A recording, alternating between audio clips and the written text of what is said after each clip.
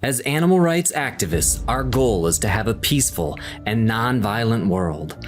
But the reality is, currently, we are at war. This cannot be denied by even the timidest or most peace-seeking amongst us. The blood of our allies is being spilled upon the ground of the battlefields of this war, soaking it to saturation. But these are not the typical battlefields. No armies are lined up to face each other nobly.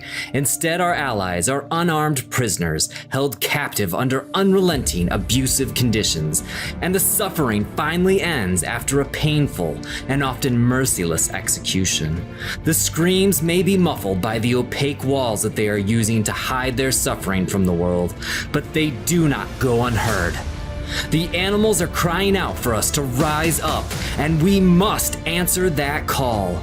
For too long, we have calmly and patiently negotiated and petitioned while they were the ones enduring the suffering.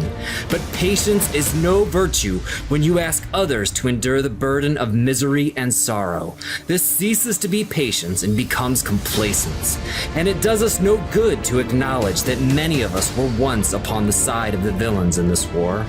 Yes, we are all fallible, but only some of us seek to make reparations for the wrongs that we have done, and we welcome all who wish to join us in righting this great atrocity. But making excuses for those that fail to embrace what is so clearly laid before their eyes and offering them toleration while they fund the death camps of an industry built on misery is intolerable. Even the strongest voices for nonviolence agree that there comes a time when our inaction becomes cowardice, and that time is upon us now.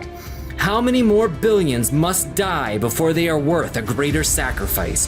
Was it you in their place? Would you understand our hesitance to act with more resolve?